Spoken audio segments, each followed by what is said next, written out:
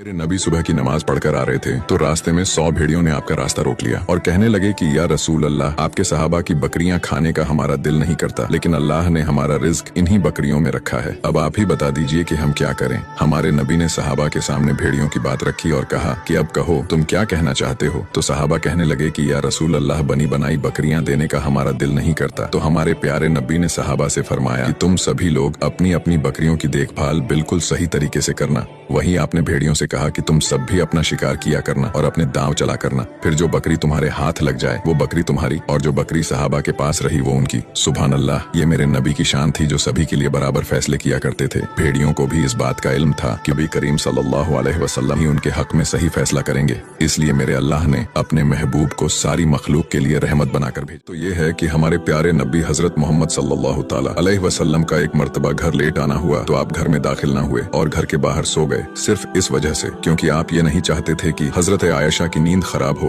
और हजरत आयशा सारी रात दरवाजे के साथ खड़ी हुई आपका इंतजार करती रही। भी थे जिनका बेटा काफी समय से मिल नहीं रहा था। एक दिन वो अल्लाह के नबी के पास आए और फरमाया कि या रसूल अल्लाह, मेरा बेटा काफी समय से लापता है। तो वहाँ एक और सहाबी बैठे हुए थे।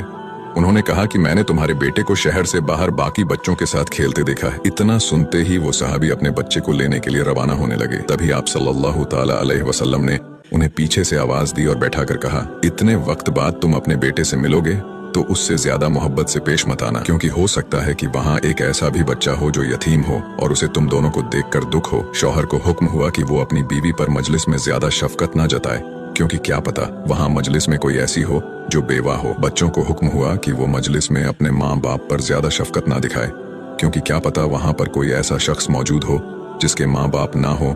सुभान अल्लाह, ये है मेरे नबी की सीख और ये है मेरे इस्लाम की खूबसूरती जो हर छोटी सी चीज पर ध्यान देता है। हजरत जिब्राइल अलैहिस्सलाम हमारे नबी हजरत मोहम्मद सल्लल्लाहु ताला अलैहि वसल्लम के पास आए और फरमाया कि या रसूल अल्लाह, अल्लाह रब्बुल इज्जत ने मुझे इतनी ताकत अता की है कि मैं दुनिया के सारे दरख्तों के पत्ते गिन सकता हूँ, पानी के कतरे गिन सकता हूँ, रेत के सारे झर्रे गिन सकता हूँ, लेकिन उस शख्स पर अल्लाह ताला के रहमतों की तादाद नहीं गिन सकता जो आप पर दुरूद पाक भेजता रहता हो। सुभान अल्लाह। ऐ मोमिनो, हमारे आका हजरत मोहम्मद सल्लल्लाहु ताला अलैहि वसल्लम पर दुरूद पढ़ना दुनिया और दुनिया की तमाम चीजों से बेहतर है। अल्लाह हम सबको बार बार दुरूद पाक पढ़ने की तौफीक अता फरमाए।